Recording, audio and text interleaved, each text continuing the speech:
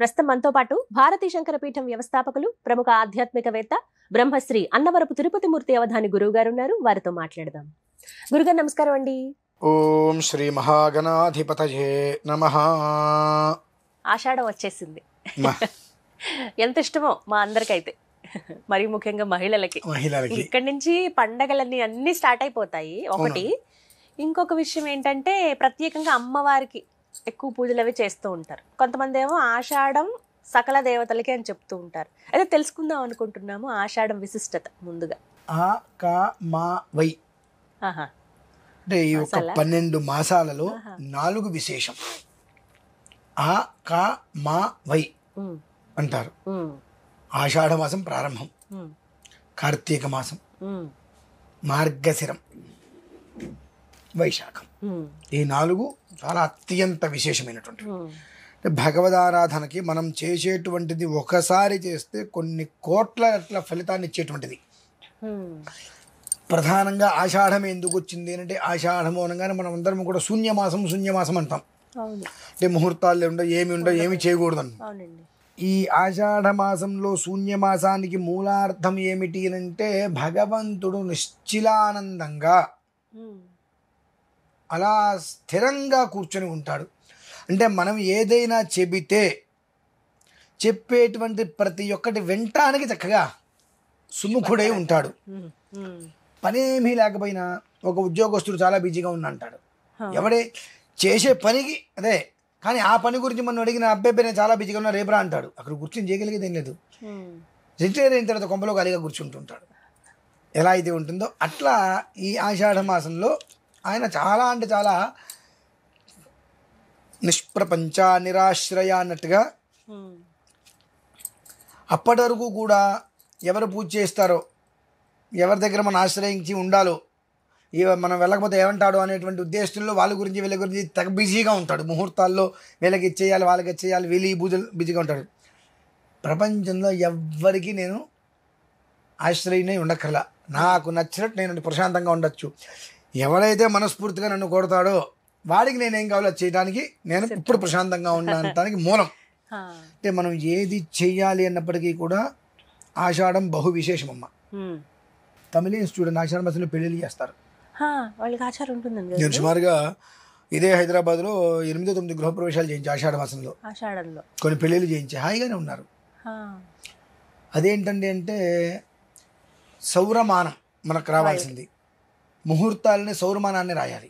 సౌరమానంగా పంచాంగం రాస్తూ చాంద్రమానంగా ముహూర్తాలు రాస్తున్నాం మనం. దానివల్ల మనకు ఆషాఢ మాసం తీసేసాం. వాళ్ళు సౌరమానంగానే పంచాంగాలు రాస్తారు, సౌరమానంగానే ముహూర్తాలు చూస్తారు. అనగా ఏమిటంటే ఏ ముహూర్తము కూడా 12 తర్వాత ఉండకూడదు. ఇంకా సంధ్యా సమయంలో ముహూర్తాలు పనికిరాండి, నిషేధం, పనికిరాదు ధర్మంగా కూడా. అలా చేస్తే చాలా మంది బ్రతకడం కష్టం కాబట్టి రాత్రి ముహూర్తాలు కూడా తెల్లవారుజాము 4 గంటల నుంచి 3:30 నుంచి మొదలు పెడితే 11:30, 12 గంటల వరకే ఫైనల్. ఇక ఆ తర్వాత ముహూర్తాలు ఉండవు. ఖచ్చితంగా ప్రతి ఒక్క తమిళ్ చేసే పనులు అవేనండి. ప్రశాంతంగా నా వివాహానికి కూడా చాలా ప్రయత్నాలు చేసి చివరికి ఈ ముహూర్తాన్ని, లేకపోతే ఇక వివాహం లేవు, పెళ్ళిళ్ళు లేవన్న పరిస్థితుల్లో పెట్టుడు ముహూర్తానికి ఉదయం ముహూర్తం చేసుకున్నాం. అంటే నేను దాన్ని నడుస్తా. సౌరమానం అలాగే పంచాంగం రాయాల్సింది అదే కదండి, దాని విధానం. అటు అంత గొప్పదమ్మ మనకు ఆషాఢం. వాళ్ళు మన వాళ్ళు కాదు అంటుంటారు కానీ చేసుకునే వాళ్ళు ఎప్పుడైనా ఎక్కడైనా ఎలా అయినా చేసుకుంటారు. భక్తి భగవంతుడి మీద ఉండాలి, మన మీద మనకు విశ్వాసం ఉండాలి అనేది నేను ఎక్కువగా నమ్మేటువంటి సిద్ధాంతం అది. కనుక ఈ ఆషాఢ మాసంలో నీకు ఆ 30 రోజులు ప్రశాంతంగా దొరుకుతుంది అంటే మొదటి 11 రోజులు లేదా రెండవ 11 రోజులు లేదా మూడో 11 రోజులు. అదేంటండి ఉన్నాయి 30 రోజులే కదా. మొదటి 11 రోజుల్లో మనం 11 రోజులు ఖాళీగా ఉన్నప్పుడు 2 రోజులు ముందు మొదలు పెట్టుకోవచ్చు. అంటే 11 రోజులు బట్టి రుద్రాన్ని పారాయణ చేయమని చెప్తున్నా. ఎలా చేసినా సరే ఈ 30 రోజులు వ్యవధిలో 11 రోజులు, మొదటి పక్షమా అర్ధమా చివర 11 121 రుద్రం పారాయణ చేసుకోగలిగితే, నా రుద్రో రుద్రమర్చయేతు సాక్షాత్తు. మీ పేరేంటి అనగానే నా పేరు వెంకటేశ్వరరావు, నా పేరు రామారావు, నా పేరు తిరుపతి మూర్తి అంట. ఆయన చెప్తాడు నీ పేరు ఈశ్వరుడు అని. ఆయన దృష్టిలో నువ్వు నేనెంతో నువ్వు అంతే అని ఆయన దృష్టిలోకి వెళ్తాం మనం. నలుగురు దృష్టిలో ఉంటే ఎంత, ఉండకపోతే ఎంత. ఇవాళ వీళ్ళందరూ మళ్ళీ ఇక్కడ కూర్చోబెడతారు, రేపు ఉదయం ఎవడో ఏదో చెప్పంగానే తీసుకొచ్చి ఇక్కడ కూర్చోబెడతారు. వాళ్ళకి నిజంతో సంబంధం లేదు, చెప్పుడు మాటలతో వాళ్ళకి ప్రధానం. నిజమేంటనేటువంటి విషయం వీళ్ళకి అనవసరం. కాబట్టి వీళ్ళ ఇటువంటి ఎదవాళ్ళతో మనకు అనవసరం. ఆయన దృష్టిలో మనం ఉన్నామా లేమా అనేటి ఒక్కటి నువ్వు చూసుకుందాం అనుకుంటే నీ దృష్టిలో ఆయన ఉండక్కర్లా, ఆయన దృష్టిలో నువ్వు ఉండగలిగితే నీ మనస్సులో ఆయన ఉంటాడు. కాబట్టి 11 రోజుల వ్యవధిలో ఏదో ఒక 11 రోజుల పాటు కూర్చొని రుద్రాన్ని వినటం. లేదండి ఈ జన్మ మరలా మనకు వస్తుందో రాదో తెలీదు, అంతే కదా. కనీసం ఇప్పటివరకు మాకు తెలీదు, ఇప్పుడు మేము తెలుసుకున్నాం కాబట్టి జన్మరాహిత్యం కోసం ప్రయత్నం చేస్తామంటే ఆడుతూ పాడుతూ చేసిన 30 రోజుల్లో 5 లక్షల పంచాక్షరి అవుతుందమ్మా. ఆడుతూ పాడుతూ చేసిన 30 రోజుల్లో 5 లక్షల పంచాక్షరి అవుతుంది. కానీ నేను శివుణ్ణి నువ్వు చెప్పుకుంటే కాదని అర్హత ఎవరికి ఉంటుంది? ఇంకా అంటే నియమాలు ఏమన్నా పాటించాలా గురువు గారు? ఒక 5 లక్షలు పంచాక్షరికి బ్రహ్మచర్య వ్రతనియమం, మద్యపానము, మాంసము, స్త్రీ, ఈ 3 పక్కన పెడితే ఇంకో నియమం ఏమన్నా ఉంటుందా? ఉండదు కదండి. అవి మనకు కావాలంటే రజోగుణాన్ని తమో గుణాన్ని వదిలేయాలి. ఆ రెండు వదిలేయాలి అని అంటే భుజించేటువంటి పదార్థాలలో ఘాటు రకమైనటువంటి పదార్థాలు, అల్లము, వెల్లుల్లి, ఉల్లిపాయ, ఈ యొక్క రజస్తత్వ గుణాలు ఏవైతే కనుక పెంపొందిస్తాయో ఆ పదార్థాన్ని వదిలేసి సాత్వికంగా ఉప్పు కారం లేకుండా సాత్వికమైన ఆహారం తీసుకుంటే దృష్టి అనేటువంటిది వేరే దాని మీదకి వెళ్లకుండా దీని మీద నిలబడి ఉంటుంది. కాబట్టి 30 రోజుల వ్యవధిలో ఆషాఢమాసం అనేటువంటిది నీ జీవితానికి విశేషమైన యోగాన్ని అందిస్తుంది. అదే కాకుండా అదే ఆషాఢమాసంలో గురు పౌర్ణమి ఒకటి వచ్చింది, అదే ఆషాఢమాసంలో తొలి ఏకాదశి ఒకటి వచ్చింది, దాన్ని శయనేకాదశి కూడా అంటూ ఉంటారు. దక్షిణాయన పుణ్యకాలం కూడా ఇప్పుడే, నీ చాతుర్మాస దీక్ష కూడా ఎన్నో విశేషాలు ఉన్నాయి. ఆషాఢ మాసానికి ఎందుకు అంత గొప్పతనం అంటే దీనికేనమ్మా. సన్యాసి దీక్ష తీసుకున్నటువంటి సన్యాసులు అంటే పీఠాధిపతులు మఠాధిపతులు అందరూ కూడా చాతుర్మాస దీక్ష తీసుకుంటారు. ఆషాఢ మాసంతో ప్రారంభం అది. కనుక అంతటి అద్వితీయమైనటువంటి యోగం అది. దీనికి మించినటువంటిది మరలా ఏదైనా ఉందా అంటే 12 మాసాల్లో లేదని చెప్పచ్చు. నువ్వు ఏది చేసినా కోట్ల స్థాయిలో నీకు రిటర్న్ గిఫ్ట్ వస్తుంది. రిటర్న్ గిఫ్ట్ నువ్వు చేసింది ఇంత చేయొచ్చు, కొన్ని కోట్ల పరిధిని అనుసరించి రిటర్న్ గిఫ్ట్ నీకు వస్తుంది. అటువంటిది ఇంతటి అద్భుతమైనటువంటి ఆషాఢ మాసం, తులేకాదశి, దాన్ని శయనేకాదశి కూడా అంటూ ఉంటారు. గురు పౌర్ణమి ఉంది, చాతుర్మాస దీక్ష ఇప్పుడే ప్రారంభం, మహా ఆషాఢి అని కూడా అంటుంటారు. ఈ ధర్మార్థకామ్య మోక్షాలకి మూలంగా ఆ కామావయ అంటే మొట్టమొదటిదే. ఆ ఒక ధర్మాన్ని నువ్వు పాటించగలిగితే అర్ధకామ్య మోక్షాలు వెతుక్కుంటూ నీ దగ్గరకు వస్తాయని చెప్పడానికి మూలంగా ఆషాఢ మాసం చాలా గొప్పగా వర్ణింపబడిందండి. ఇన్ని రకాలుగా ఇంతకాలం మనకు తెలియదు, ఇప్పుడు మనం ఆచరించగలిగితే ఆ అర్ధచాతుర్మాసం కూడా తీసుకొచ్చమ్మా. కొంతమంది అంటే ఇప్పుడు నాలాంటి వాళ్ళు సన్యాసాశ్రమం కాకుండా సాంసారిక జీవితంలో ఉంటూ పూర్ణదీక్ష ఎలా ఉన్నవాళ్ళు అర్ధచాతుర్మాసం అంటే 2 నెలల చాతుర్మాసం కూడా తీసుకుంటూ ఉంటారు. ఇట్లా మామూలుగా ఉండేటువంటి గృహస్థులు వాళ్ళకి ఏమైనా అవగాహన లేదు కాబట్టి వదిలేస్తారు. కానీ ఆషాఢమాసము అనంటే 12 చైత్రాది 12 మాసాలలో అద్వితీయమైనటువంటిది, అత్యంత యోగప్రదమైనటువంటిది. తలవగానే పిలవగానే వచ్చి కూర్చొని అనుగ్రహాల్ని వరాలుగా కురిపించేటువంటి గొప్పది. ధర్మార్థకామ్య మోక్షాలకి మూలం, ప్రతీక, మనిషి యొక్క ప్రతి జీవితాన్ని ఉద్ధరింపజేసుకోవడానికి ప్రధానమైనటువంటి మాసం ఆషాఢమాసంగా వస్తుంది అనేటువంటి ఒక విషయాన్ని కనుక తీసుకోగలిగితే పంచాక్షరి చేయండి.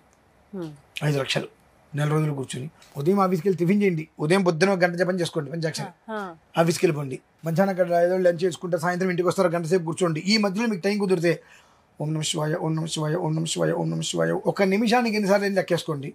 కానీ మీరు బండి మీద ఆఫీస్కి వెళ్తుంటారుగా, మననం చేసుకోండి. మీరు గంట ఇప్పుడు 40 నిమిషాలు 50 నిమిషాలు పట్టచ్చు ఈ ట్రాఫిక్లో.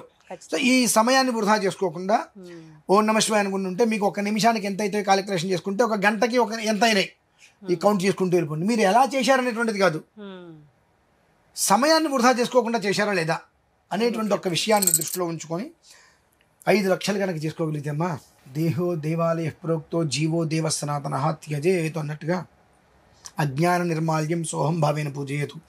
ఆ 5 లక్షల పంచాక్షరి ఏ మనిషి అయితే రేపు ఆషాఢ మాసంలో చేస్తాడో అతని నుంచి అతని కుటుంబంలో ఒక 4 నుంచి 5 తరాలు అద్వితీయమైన జీవితాన్ని అనుభవిస్తారమ్మా.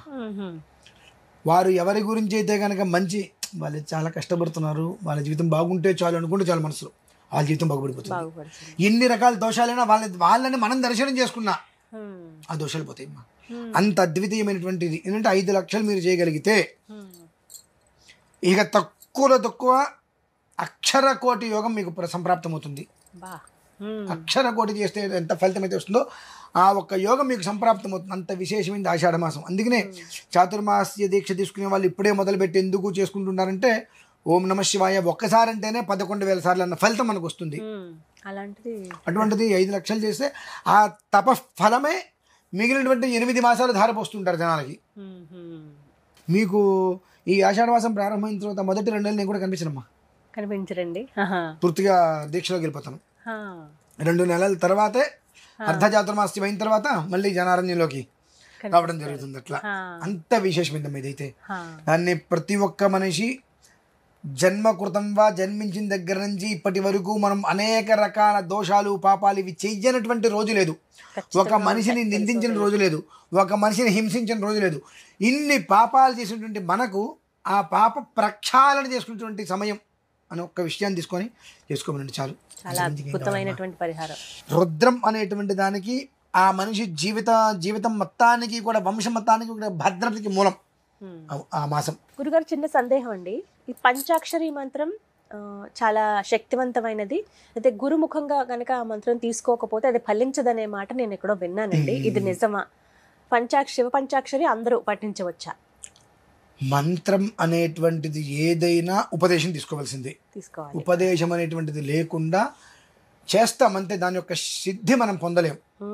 కాబట్టి ఎవరైనా గురువు గారి దగ్గర మన పంచాక్షరి అనేటువంటిది తీసుకోవాలి. ఎందుకంటే ఆ చిన్న ఓం అస్య శ్రీ ప్రణవ పంచాక్షరి మహామంత్రస్య సదాశివ ఋషి అనుష్టుప్ ఛందః సాంబ సదాశివో దేవత ఓం బీజం నమః శక్తి శివాయతి కీలకం మమ సర్వాభీష్ట ప్రసాద సిద్ధ్యర్థే జపే వినియోగః ధ్యానం శాంతం పద్మాసనస్థం శశిధరమకుటం పంచవక్త్రం త్రినేత్రం శూలం వజ్రం చ ఖడ్గం పరశుమభైదం దక్షభాగే వహంతం నాగం పాశం చ ఘంటాం ప్రళయహుతవహం సాంకుశం వామభాగే నానాలంకారయుక్తం స్ఫటికమణినిభం పార్వతీశం నమామి సదాశివాయ నమః.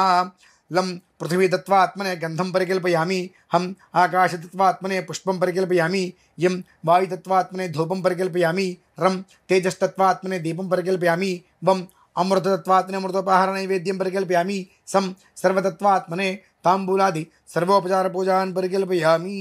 ఓం భూః నమః శివాయ, ఓం భువః నమః శివాయ, ఓం స్వః నమః శివాయ, ఓం భూః నమః శివాయ, ఓం భువః నమః శివాయ, ఓం స్వః నమః శివాయ, ఓం భూః ఓం నమః శివాయ, ఓం భువః ఓం నమః శివాయ, ఓం స్వః ఓం నమః శివాయ, ఓం నమః శివాయ. ఇది పంచాక్షరి మహామంత్రానికి మూలం. అంటే అందరికీ కూడా ఉపయుక్తంగా ఆ సమయానికి వాళ్ళకి ఆ మంత్రోపదేశం అనేటువంటిది తీసుకోవడానికి గురువుగారు దొరకవచ్చు, దొరకలేకపోవచ్చు. 2, చాలామంది 5 లక్షలు కాగానే వదిలేస్తూ ఉంటారు. ఇంకా అటువంటి వారందరికీ కూడా ఇది ఉపయోగం. డైరెక్ట్గా మనం గురుముఖతగా తీసుకుంటే మనం బ్రతుకున్నంతకాలం చేయాల్సిందే. చాలామంది ఏమండి మీరు ఇన్ని విషయాలు తెలిసి మీరు ఎలా ఆన్లైన్లో చెప్పారండి లైవ్లో మీరు ఈ మంత్రోపదేశానికి ఇలా చెప్పారండి అని అడుగుతారు. ఎందుకంటే డైరెక్ట్గా మనం గురువు ద్వారా ఉపదేశం ముఖాముఖిగా తీసుకున్నట్లయితే మనం బ్రతికున్నంతకాలం చేసి తీరవలసిందే. కనీసం 5 లక్షలు మనం చేసుకోవడానికి మంత్రం అనేటువంటిది మనకు ఎంత తెలిసినప్పటికీ కూడా ఒక ముఖతహాగా మనకు తెలియాలి. కాబట్టి దానికి అనుసంధానంగా మాత్రమే తర్వాత మీరు చేసినా చేసుకోకపోయినప్పటికీ కూడా అనర్థం అనేటువంటిది వాటిలేదు దీనివల్ల మీకు. ఆ కారణం చేత ఈ చిన్న పంచాక్షరికి సంబంధించిన మంత్రం దీనికి మామూలుగా మాకైతే యంగన్యాసకర్ అవన్నీ నేను ఇవ్వాలా ఇక్కడ. మామూలుగా వచ్చేటికి ఇప్పుడు ఓం నమః శక్తి అనే ఓం బీజం నమః శక్తి అన్నట్టుగా ఓం నమ శివాయ అనేటువంటి 5 పదాలకి ఓం అంగుష్టాభ్యాం నమః అనుకుంటే ఇలానే వస్తాయి. హృదయాన్యాసము, అంగన్యాస, కర్న్యాసాలు ఇవన్నీ కూడా నేను చెప్పాలి. అందుకనే అంటే ఏది ఎంతవరకు చెబితే ఎదుటి మనిషికి ఇబ్బంది లేకుండా ఉపయుక్తంగా ఉంటుంది, రేపు ఉదయం వాళ్ళు మానేసిన వాళ్ళకి నష్టం లేకుండా ఉంటుందో ఆ విధానాన్ని మాత్రమే నేను. ఇప్పుడు 5 లక్షలు పూర్తవగానే మళ్ళీ ఇంకేమన్నా ఉంటుందా? ఇక వాళ్ళు 5 లక్షలు పూర్తి నమస్కారం చేసుకోవచ్చు, అన్న ప్రసాద వితరణ ప్రధానికి అదే కాబట్టి యథాశక్తిగా అన్నప్రసాదం చేసుకొని నమస్కారం చేసుకోవడమే అంతే. మొత్తంగా ఈ ఆషాఢంలో ఇది ఒక నియమంగా పెట్టుకుని చేస్తే మంచిదండి. ధన్యవాదాలు గురువు గారు. పరమేశ్వర.